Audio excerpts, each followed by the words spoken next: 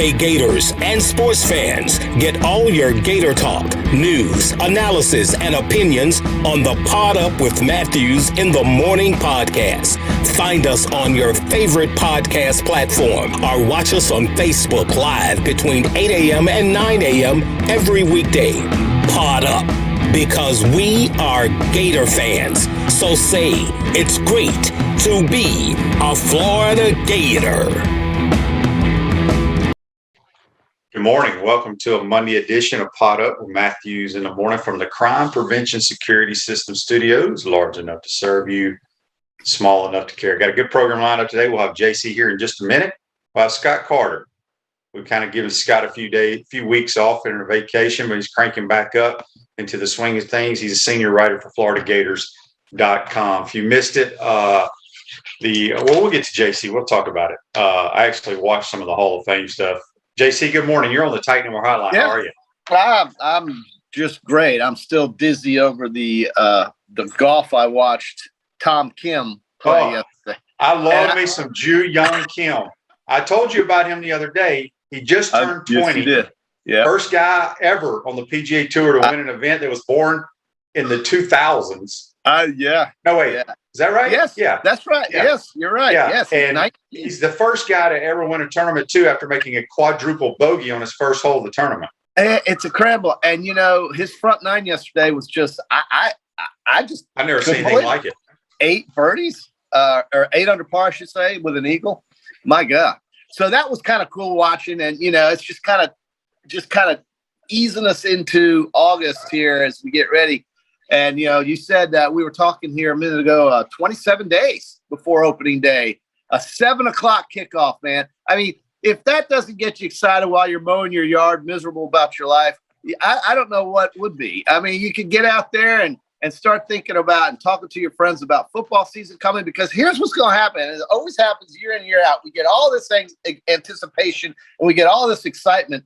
And then before you know it, it's October 15th and we're halfway through the season. And so, I mean, it happens quickly. So enjoy the days before football season too, because you've got all this stuff to look forward to if you're as crazy about football as we are. Yeah. So back to Ju Young Kim. As I said, he just turned 20. Yeah. And on the broadcast, they kept calling him Tom Kim. I go, why in the hell? How did they get Tom out of Ju Young? Well, growing up, where did he grow up? In South Korea? Yeah. He speaks great English, by the way. Yeah. He speaks like 4 languages. I think they're required. 20. Yeah, they're required to learn English over there. Yeah. Yeah, but he can speak other languages. But they kept calling him Tom. I'm like, wow. Well, they told this great story that he loved Thomas the Tank. Is that right? Yeah, Thomas train. The truck or tank? Train. It's a train. Thomas the Train. We read the book for our kids, QB. Come on. Yeah, well, anyway, they call him Tom Kim. I love the guy. Also, yesterday, Nick Faldo, it was his last broadcast. It was, if you saw the clip, it was very emotional for him. Yeah. He's been doing that for 16, 17 years on CBS, and that's awesome. Good luck to him. He'll be in Montana fly fishing every day. So it's interesting those guys don't go back to England, you know. He's going to stay over here. Yeah, stay over here. Why not? Yeah. No, I mean, all it takes is for you to leave America to remember how great it is here. Compared to other places. Compared to other places. Or you can be like Hassan Whiteside. He's tired of America and moving to Hawaii. So we got 27 days till Gators kick off, and I've been asking people each day, who's your favorite Gator to wear number 27? Who's your favorite, JC? I'm not really much of a numbers guy, QB. I just like, I don't know. Fred Taylor was one of my favorite all-time. Well, Fred Taylor wore number 21, so we haven't gotten to his day yet. Okay. Well, so tell me. Well, this has nothing to do with my era of football, but I would say most people would say Lorenzo Hampton.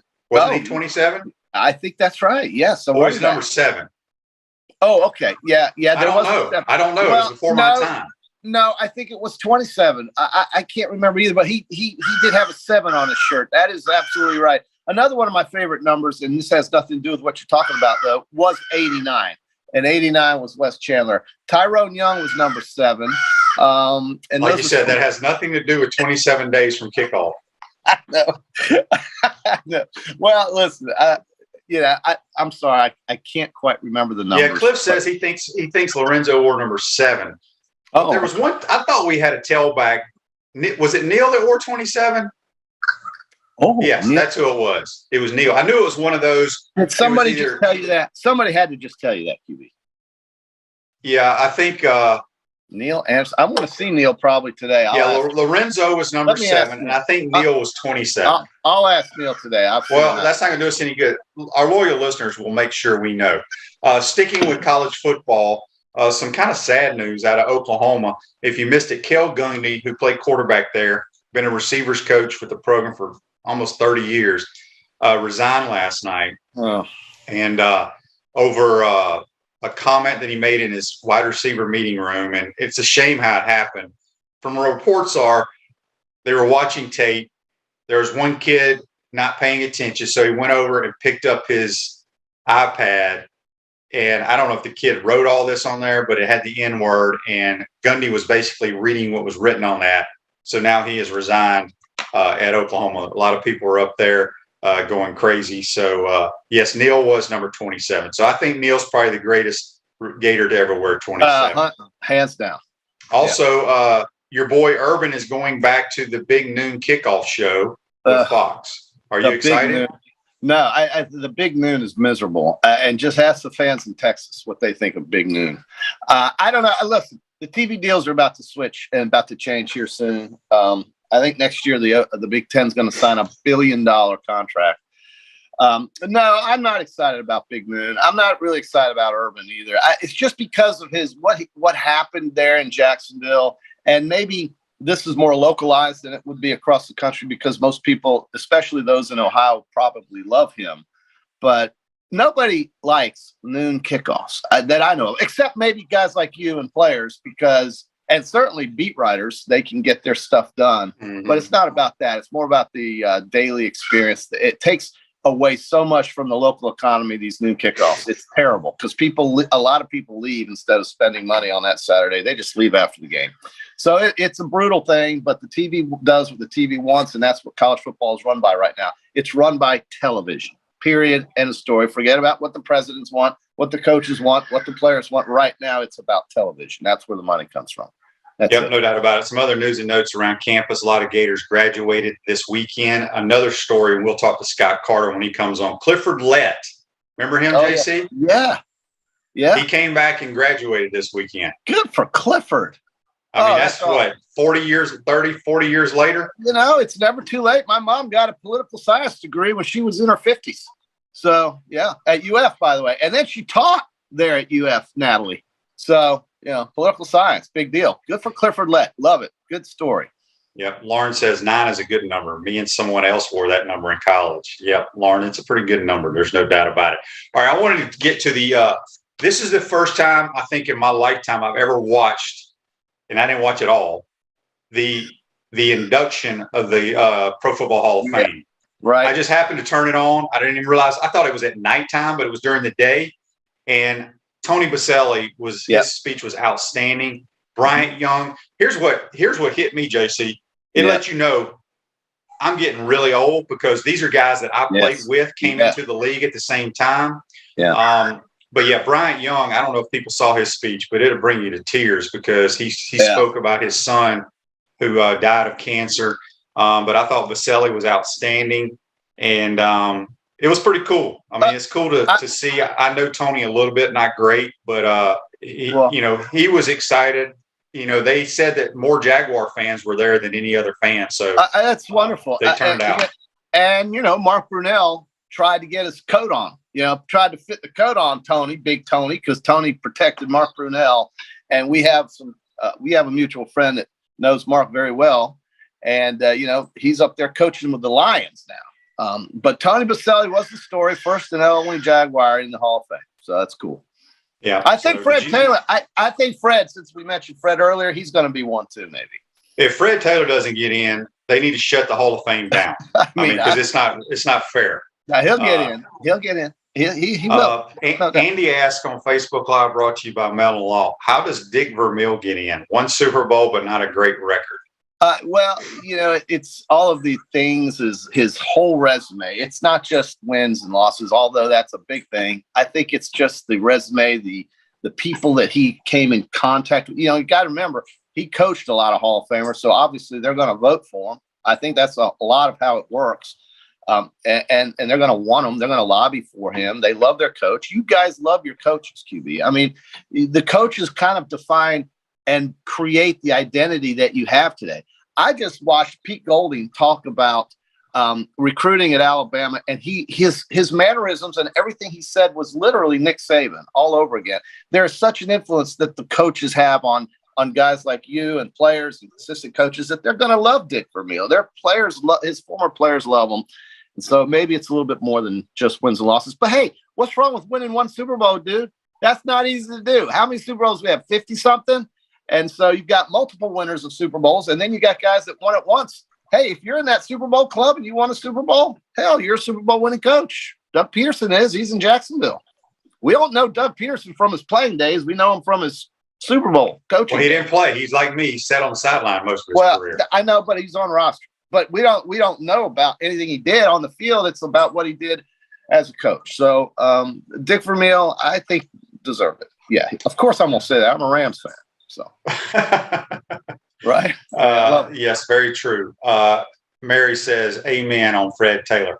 I've said to people always ask me, who's your favorite Gator, this, that, and the other. I tell people the best running back Florida's ever had is Fred Taylor. They think I'm crazy. Oh, yeah. Yeah, I know. But it's – and my running back is the all-time leading rusher, Eric Redd. Yeah. And I love Emmett. But Emmett, in my opinion, was not even close to the running back Fred Taylor was. Not even close. Emmett's NFL career is what people remember Emmett for. I mean, I think the problem with Emmett was his timing at Florida. It's not his fault. It's just the way the timeline worked. He was on some of the worst Florida teams they ever had. But because of that, he was still able to get drafted in the first round, QB. Well, no. I mean, he's he's the all-time leading rusher.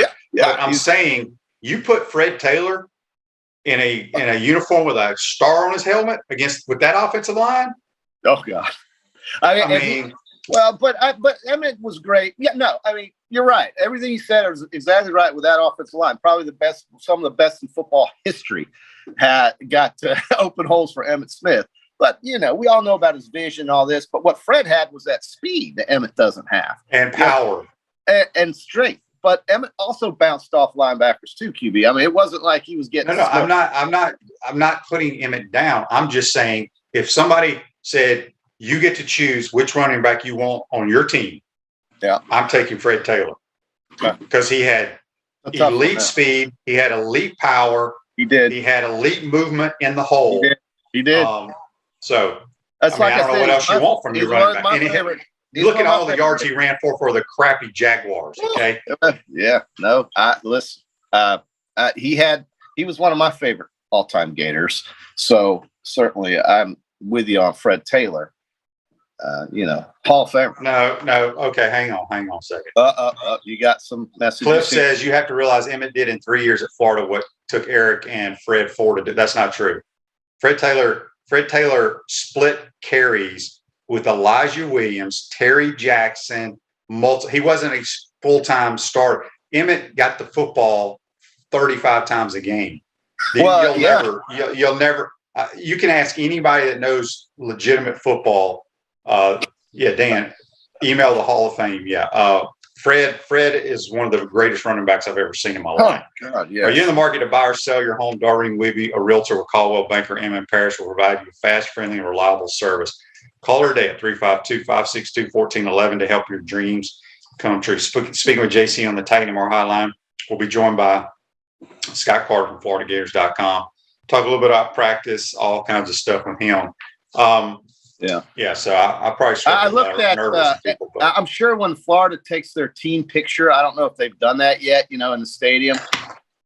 But I looked at the Alabama team picture, and they're all in their red uniform, crimson uniforms.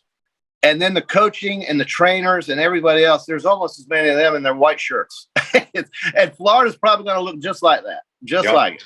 Yeah. Yeah, I've been out to practice a couple of times, and I was joking around with some of the sports information folks. I'm like, look, man, y'all need to make these coaches, like the coaches, the 10 coaches, I think it's either 10 or 12, or they're actual coaches. They need to wear a certain outfit when they're out here so we know who the coaches are. Yeah. I mean, when I kid you not, there's so many damn people out there. I mean, I don't even talk. The only guy I know is the head coach. I know who he is. There's so many coaches, so many people out there on the field and around the field. Now, granted, they can't coach, but they got clipboards, they got headsets on. It's crazy. Have you had a chance to meet Tony yet? Tony who? Patrick Tony. Oh, Patrick Tony. No. Okay. A lot of pressure on him. I have not. Well, I take that back. The only assistant coach, well, I know Mike Peterson, obviously. Oh, sure. Yeah. And then I know Kerry Colbert a little bit, but good gracious, there's a bunch of coaches out there. So anyway, what's so crazy? Can I just say this real quick about Mike Peterson that just blows my mind is that when I was doing television work, he was a quarterback at Santa Fe High School. Oh, no. So speaking of that, he tells a great story.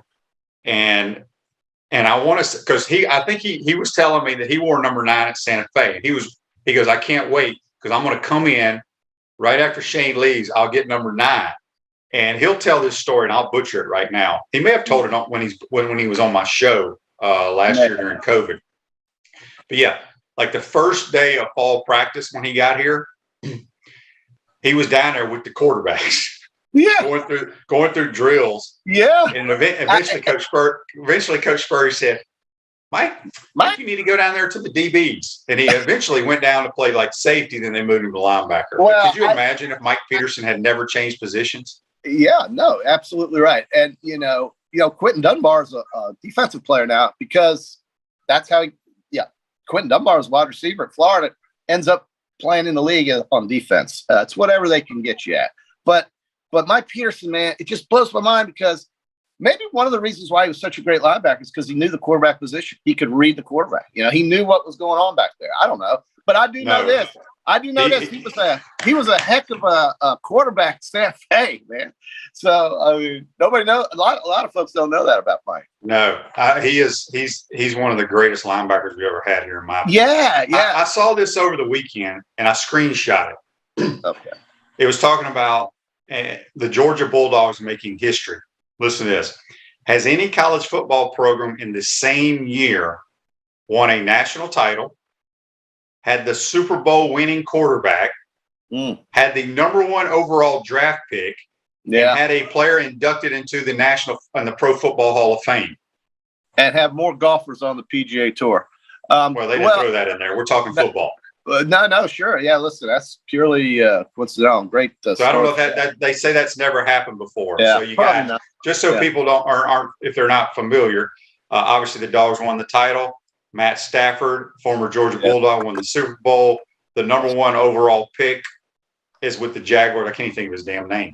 Well. And Richard Seymour went into the NFL Hall. The Richard Seymour, the number 1 pick, defensive guy. Yeah, it skips my mind right now. By the way, for all our Rams fans and listeners on here, he said Stafford was talking about how he fully expects to be ready on opening day. So this might be one of those deals where they're just kind of keeping him away.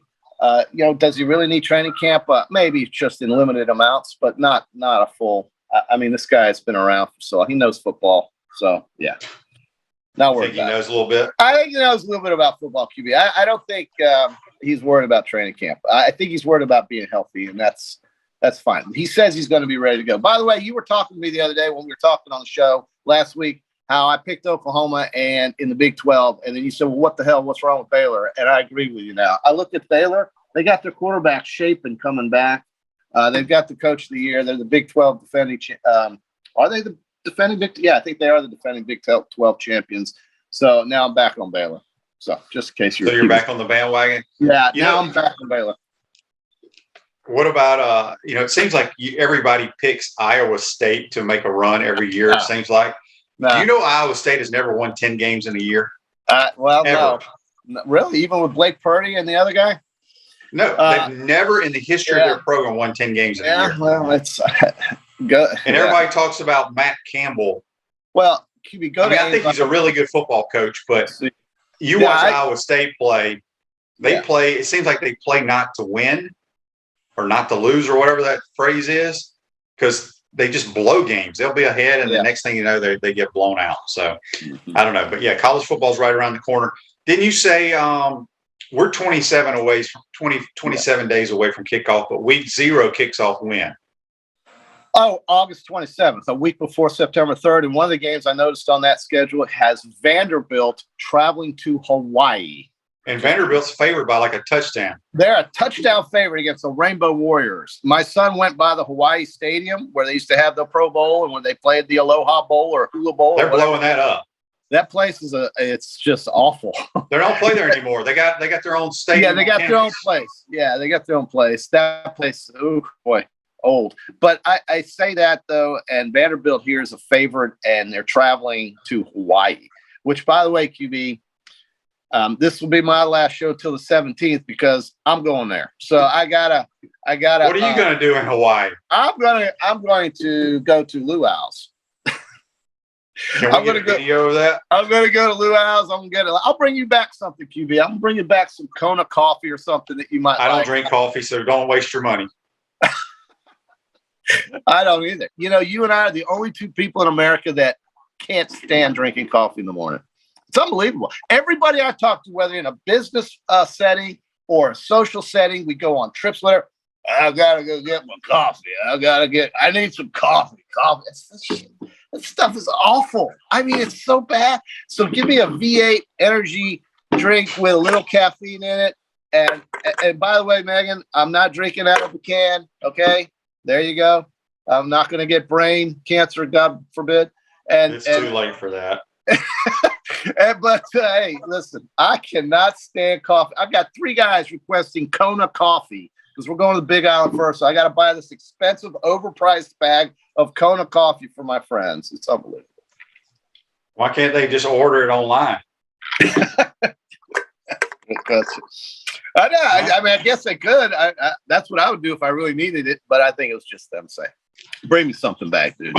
I saw here over the weekend, TJ Finley, the Auburn quarterback, he got arrested. Did you see where he got arrested? Because he's been riding his moped without a helmet on, and he's had many warnings, and they went ahead and arrested him. But the thing that stood out to me was they say that he landed a historic NIL deal with Amazon. Okay. Hey, I'm just curious what that's all about. I don't know. That's all it says. You got Auburn doing well this year. I got them last in the West, dude. And by the way, it is stated here that they have the hardest schedule in the country. 2 games. I thought Arkansas had the Arkansas is 2 or 3. Mississippi State's like 2 or 3. Auburn is playing at Alabama, at Georgia, at Mississippi, and at Mississippi State this year. Good luck, Auburn. So, yeah, that's going to be difficult for them to win 6. And Harsin is going to catch the heat. But, you got, like we said, 3 years minimum for a coach. You got to. I don't think they come in last. You want to put a lunch wager on that? Well, if you got, give me another team then. I got a bad feeling Ole Miss is not going to be very good. What? Ole Miss? They won 10 last year. I know they lost. They lost like 8 starters on offense. Do they still have Snoop Connor? No. Okay. He plays for the Jaguars. You're right. They have nobody. I mean, they brought in some transfers, but they lost their offensive coordinator to OU. Yeah. I got a feeling, and some of my people. Some of my people tell me they ain't gonna be very good. You're not a Jackson Dart believer, QB. I have a hard time buying into those USC transfers. Yeah. Well, listen, Lane Kiffin's the coach, so I think that kind of coincides a little bit with what he wants Jackson to do, and maybe Jackson throws the ball for 50. Maybe Jackson Dart in your starter, and they have the Altmaier kid who played in the bowl game. That's possible. I'm just saying they lost a lot of skill guys. Yeah, they only have 5 guys. They only have 5 guys on offense coming back as the starters. There's only 5 starters coming back on offense and only 7 on defense. So I could possibly agree with that, but they do play Auburn at home this year. So I don't know. Those are the 2 solo dwellers, if that's what you're saying. Okay, maybe. But the West is ridiculous. It's just crazy good. And the teams that draw Georgia include Auburn and Mississippi State, and that's not easy. That's a tough draw. Yeah. Speaking with JC on the Titan Number Hotline, we'll have Scott Carter here in just a second. All right, JC, I want to go back to golf. This week, they go to the Memphis St. Jude, which starts the playoffs. I saw a tweet from Colin Morikawa. Obviously, I believe he lives out in California. Yeah. He tweets from the airplane, the window of his club, what is it? The club glove, the big thing that you travel with, your clubs. Yeah, he's showing it, and the dudes that do the baggage claim just have it laying out in the middle of the not the tarmac. runway, but right there, tarmac. And I'm going, well, I love Colin Morikawa because he's flying commercial. Yeah. And B, I mean, I would be freaking out if I'm a professional golfer sending my stuff on a commercial airline. They're going to bend the shafts. They're going to do all kinds of stuff. Tell me how he doesn't just call NetJets and fly with some friends. Is that strange to you? I mean, that how you would do it? $3,000 to go on NetJets wherever you need to go with a couple friends. It's folks are funny, man. People are funny that way. But there's a much better field this week in the St. Jude than there was perhaps last week in the Wyndham, or as I call it, the Greater Greensboro Open. And you're going to have Tony Finau back on the course. And is there any doubt he's going to be 20 under par by Saturday? Well, let me ask you this. Is it the tour? It's the Tour Championship where the number one seed starts with a lead, right? You know what I'm talking about? Yeah. The way they so we got 2 weeks, the next 2 weeks, and then the Tour Championship. So they make a cut after this week. You got to be in the top 30 or 40, I don't remember, to move on. So it should be. Oh, I got music playing here. That's East Lake Country Club in Atlanta, Georgia. By the way, QB, Oregon's coming to Atlanta, Georgia. Yeah, they're gonna get mauled. Dan Lanning blasted. Well, yeah. Welcome back home. Think about it real quick. Think about all those kickoff classics, the Chick-fil-A deals, and the Georgia Dome when Washington rolled into town. It seems like Oregon's been there before. They get all this hype, and then they just get blown out by some SEC team. Am I wrong?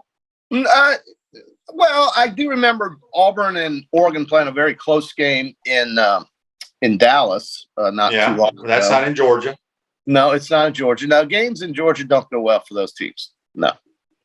Washington played Alabama in Georgia. It was somewhat competitive because Jalen Hurts couldn't throw a 10-yard pass, and that's the only reason it was competitive. That's the only reason.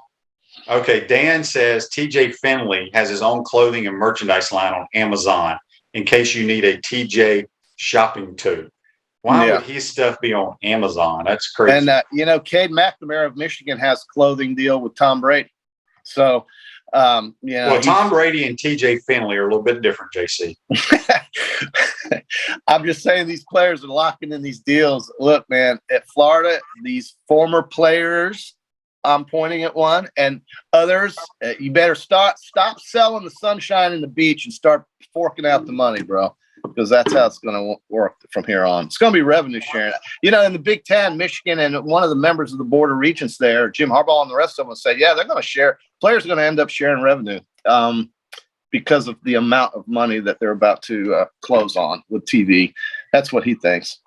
So, all right, John has a text on the Titan More text line. He says, QB, did you see where Dante Zanders said each player got a detailed report of each penalty that they committed last year? He said it was pretty embarrassing after looking at it. Yeah, Florida's one of the most penalized teams in America. Oh, yeah. And I tell you, Napier, he leaves no stone uncovered. Here's the thing. Like I've told y'all, I don't have it in front of me, but I've been at many speaking engagements where Billy has presented to high school coaches or whatever. He has a philosophy, and his teams have been in the top 5 in scoring defense ever since he's been a head coach. Top 5 in protecting the football, top 5 in taking the football away. So it's going to be one of those deals where people may not like the style, but until he gets dudes, that's the way it's going to have to work. And listen, the penalties has got to – that's just a function of lack of discipline, in my mind, penalties. And that's one of the big ones for him. And you'll see a much different type of team. And I think fans, for the most part, will love it. They're not going to have as many false starts. They're not going to have as many personal fouls. They're not going to have as many, offside penalties. And certainly that will create a cleaner game. We'll see if it means wins. Gene says, can we expect a Rainbow Warriors hat from JC? Also, do either you know who the current head coach is? Yeah, the current head coach. I do know who the current head coach is. Former quarterback. Timmy Chang. I read up on those Rainbow Warriors. They're picked to finish last in their conference. Timmy Chang threw for so many yards when he played. But think about this. Every time these guys leave home to play a road game, it's a minimum 5-hour flight. Minimum 5-hour flight. It's a minimum 5-hour flight to go on a road trip. Hawaii should get like a 10-point lead before the game kicks off. Yeah. Good heavens. That's just brutal for those poor kids. But that's just, hey, listen, it doesn't suck to be in Hawaii from what I've heard anyway. I'll let you know in a week. But I think it's cool that Vanderbilt's actually a favorite on a game. They have to travel two time zones. Yeah. So, or 3 time zones, maybe 4, whatever it is. So they're 5 hours in front of Hawaii time. So listen, I just think that in 27 days, when the Gators come running out of that tunnel, if this is what I leave you with before before we get back here in 11 days, is that the team that frustrated you with all of the shenanigans and the silliness is history. That will not happen, and you're going to see a much different brand of football here. Yeah, you're going to see a disciplined football team, whether that translates to wins or not. But it gives you a shot to win. It gives you a chance. I mean, you just can't give away yardage. You can't turnover ratio. All these things is what he's going to work on and get better with. And eventually the points will come. And when they come, Florida will be great. The quarterback situation and the defensive front, as you say, I think these are the 2 big areas where, the fortunes of Florida football on 7 wins or 8 wins or whatever is. One of your guests said 9 wins even. It's all coming down to the quarterback and the defensive front. Well, it's not the core. It's the front 7 is the most crucial part to me for this football team. Okay, front 7. We don't have a lot of game breakers on offense. I will say this: the more that I've watched them, and the more that I think about it, people worry about keeping Anthony healthy. I get it. But if Anthony Richardson does not run the football at least 10 to 12 times a game, we ain't going to win. He's going to. He's absolutely. No, but I'm saying he has to run the football, but he has to run it smartly. He has to protect himself. Yeah, if he goes in there trying to run over guys his size, he will not last. I can promise you that. So running out of bounds, sliding, all of that, hopefully he will do that. And converting 3rd and 8, if that's the case, many times it might be because of this offense. And that ratio has to be better than not. And so, that means he's going to have to throw the ball and not throw to the other team. Yeah, well, our passing game will be very under control.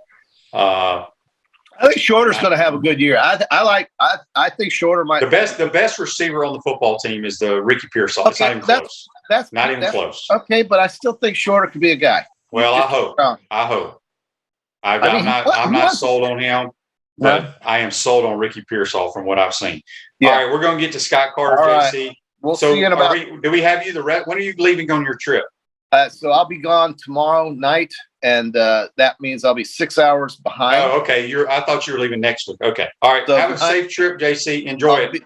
I'll be back on the 17th. That's when we're starting on Wednesday again, correct? 17th? I think so. Yep. Okay. All right. That's JC joins on the Titan Tomorrow hotline. We're going to take a timeout. We'll come back. We'll be joined by Scott Carter from FloridaGators.com.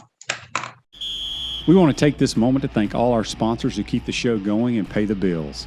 Our premium sponsors are Crime Prevention Security Systems, large enough to serve you, small enough to care. Titan MRI, Gainesville's only locally owned and operated MRI facility. Meldon Law, the only official law firm partner of the Florida Gators. Peachland Dental, Gator Nation's first choice for dentistry in Port Charlotte. Comfort Temp, comfort is our business, peace of mind is our promise. QC Kinetics, live pain-free with QC Kinetics.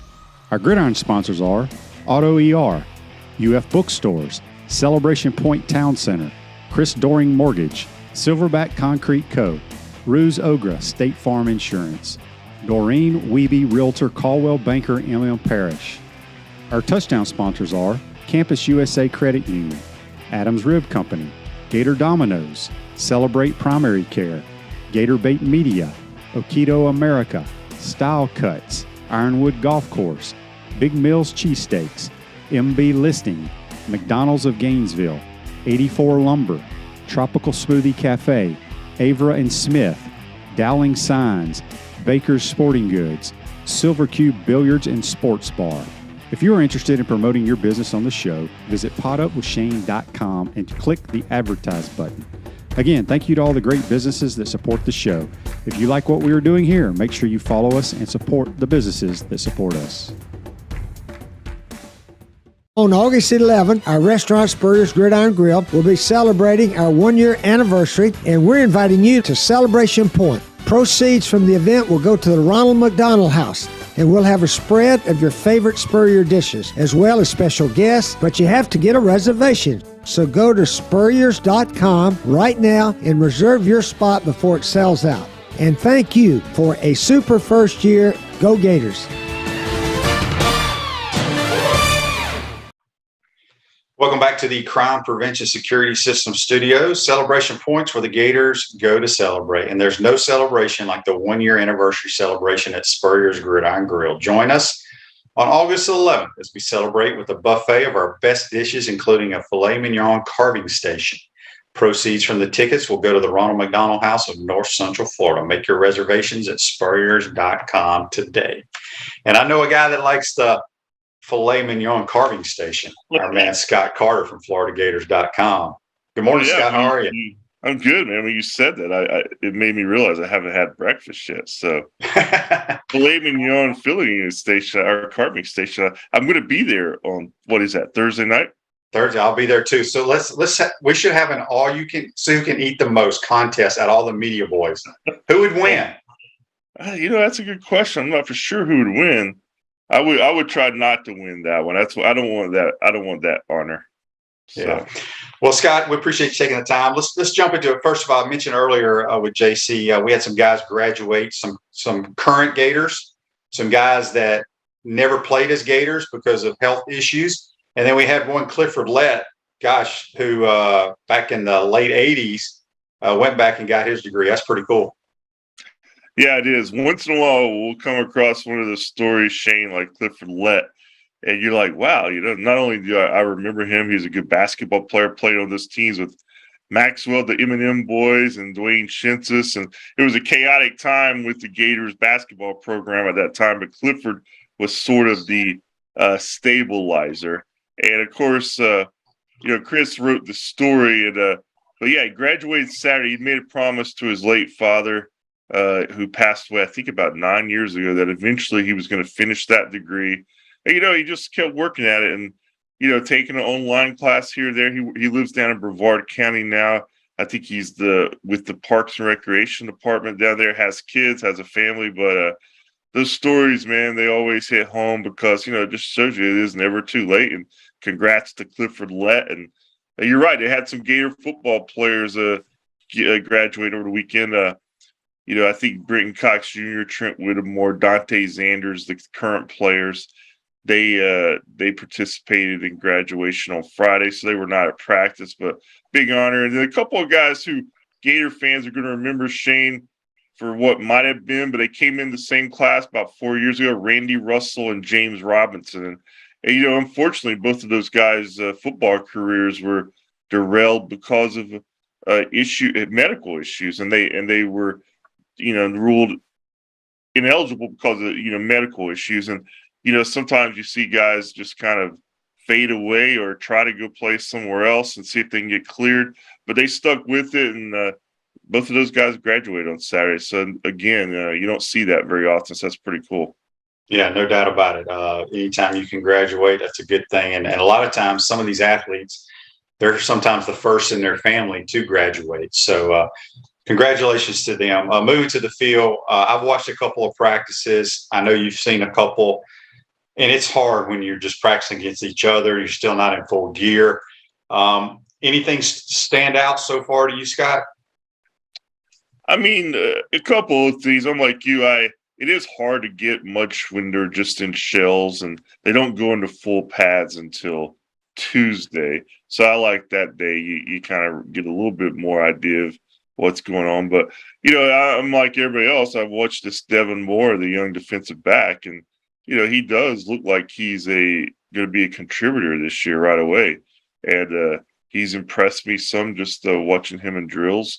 He just has that look of a guy who's new to the program, but is prepared for the moment. And they're going to need some of those guys. And, Brenton Cox Jr. is an intriguing guy. Shane, Sean Spencer talked about him being more lean, needed to be more agile. Kind of you walk past him on the sidewalk and like he said, he looks like an NFL player. But I thought to really be the kind of player that will get him to the NFL and succeed, he does have to kind of loosen up. And, he worked in the offseason on that. So to me, it does look like his body type has changed a little bit. We'll see how that shapes up on the field. But I'm always intrigued, especially with what all the resources these guys have at their disposal now, Shane. I mean, a guy can actually work on something in the offseason physically, and you can notice it. Back in the day, man, coach said, all right, go run, get some of those extra pounds off and come back to practice. But there's so much technology. I'm writing a story this week about these Oura rings that a lot of the guys are wearing, and it reads their sleep. And that's the most important thing in the recovery of any athlete. So it's just things like that are available today. It's interesting to me. Well, it's crazy because I'm out there and they got the little, I call it the snack bar over in the corner, and they got all these trainers and nutritionists, and they'll have their little break, and then they're bringing them cut up fruit and this and that. And I'm going, where was this crap when I played? I mean, we used to have to drink out of the little water hose thing. That's all we got is water. Yeah, I mean, it's just amazing. And, you were over there the other day when we walked through the indoor facility that's getting ready to go. And, that was an amazing resource that is unfathomable back in, even 15 years ago, 10 years ago. So just different times, man. It's a great time to be a college football player, Shane. You ain't lying because, they got, if you need to gain weight, they got certain type of shakes for you, all kind of stuff. So Facebook Live brought to you by Mellon Law. Greg has a question. Says, Scott, any details on the defensive lineman Thomas getting back on the team? Yeah, Chris Thomas Jr. came in the 21 class, a guy who started his high school career in Tallahassee, ended up at Fort Myers, pretty well thought of player, but I think he just had those freshman growing pains. I think he got lost some and also had some eligibility issues, and he worked back onto the team. And Billy Napier on, Friday said, look, he does add another body at a position of need. He's got a great opportunity here. He took care of some of the things he had to take care of. And I think from a player standpoint, Shane, I mean, I've always looked at him since his short time here. You can just tell he looks like he's a different player than Devin Moore. He looks like a freshman, and he needs time to develop and get acclimated. And I think maybe sometimes a player goes through some issues like you did where, you lose your eligibility, you're not on the roster for the summer. At that point, you either disappear or you kind of fight your way back. So he's evidently fought his way back. Now we'll see how it plays out on the field. Physical-wise, he's an intriguing player. We'll just have to see how his development comes along. But if he can do anything up front and help this team, I do think that is a position that they need all the help they can get up front on the defensive line. Hey, Chris Doring Mortgage, I do mortgage lending right, helping home buyers throughout Gainesville and North Central Florida. Call Chris Doring Mortgage today at 352-244-0840. Speaking with Scott Carter from FloridaGators.com, you can follow Scott on Twitter at GatorsScott. Andy's got a question for you here. He says, Scott, how many wins do you have the Gators penciled in for this season? He's putting me on the spot, man. Whenever there's a season like this, Shane, and I've probably done this before my time around here, I always look at the baseline as 8-4. Because it's the SEC, man. I mean, even we were talking about Alabama today, and somebody said, hey, I'll probably go like 10-2. I'm never going to go 12-0 on anybody. So I'm looking at this Gators team about 8-4. I think they can fluctuate a game or two either way. I've said this on all my preseason things. I've written this. To me, Anthony Richardson he's the mystery piece. I mean, he could cover a lot of holes if he's the kind of player we think he can be. If he gets hurt, has a tough season, they could drop a couple of games that you don't expect. So he's one of those players that this team is going to really be defined, I think, by Anthony Richardson's season. That's a lot of pressure to put on a guy with one career start. But he also is a unique talent that, I've said this, I think he's the best quarterback prospect the Gators have had since Tim Tebow. I think he can be that good. So we'll see. Maybe I'm going to be wrong. I hope I'm right. Well, I'll chime in on that. He's way more talented than Tebow. It's not even close in every aspect. Yeah. Every aspect. Now, the difference is he ain't got a bunch of first rounders protecting him and at the skill positions. He ain't got a bunch of pros there. So we'll see. He just needs to stay healthy, as you mentioned. But he's got to run the football for us to be successful. Chris has a question. What is going on with Griffin McDowell, offensive tackle, the defensive tackle, the tight end? It's a body thing in the spring it was. I remember they moved him to tight end there, and he looked like a offensive lineman trying to play tight end in the spring. But that's because they were so short-bodied there. I think he's back on the line now, but he's a guy just trying to find a place. And I think the coaches, that's what they've worked with him since he's been here. Can he contribute somewhere? And I haven't watched – I don't know exactly where he's been lining up this camp yet. Shane, I haven't watched him. I don't know if you have. Oh, well, now that people mention it, I think he wears number 97, if I'm not mistaken. And I saw he was at tight end the other day when I was out there. And if we throw the football to him, oh, God, that is he ain't going to catch it. Okay. I was speaking with someone else at watching practice. Billy really likes to emphasize the tight end position. He does. It's going to be interesting this year because just being frank, we aren't very deep, and I don't know how good our tight end room is to be able to go a lot of 12 personnel, which is one back, two tight ends. I think Xanders is going to be okay. Zipper, I still got a lot of question marks, but outside of those two, there's really nobody else. No, I think when you think about that position, the fact that we're even talking about a guy like Dante Xanders, who has emerged there and kind of I think is going to get a lot of playing time. And we talked to him on Saturday. I was impressed with his kind of demeanor and attitude, and he was a guy that was in the transfer portal. Billy gets here, they have a heart-to-heart. He said basically Napier told him, if you put your faith in me, I'll put my faith in you. And that's kind of what kept him here. And now he's got an opportunity at that position. But you're right. The memory of Kyle Pitts looms large right now because that position is nowhere near that. They lost Kamora Gamble, who transferred down to UCF. You got Zipper and Xanders. And then you got Odom and Elksnis, who we really just haven't got any feel for because they've been hurt or banged up and they're young. And, the longer you see them not involved in the mix, the more you start to think, well, will they ever be involved in that mix? So you got to give it some time. But yeah, Griffin McDowell getting some reps there, obviously. And that ideally you'd like Odom or Elkness to be taking those reps. Yeah. So those two guys, like you said, have been hurt a lot. They probably have some potential, but if we're going, I feel like the only two guys at the tight end position that are going to play in a real live college football game at this point are Zipper and Xanders. And I think, I don't know if we're solid there. Greg says Mullen and the old tight end coach loved him. Look, different coaches have different philosophies over different players. They may I'm just going by what I've seen my eyes tell me and from a rep standpoint.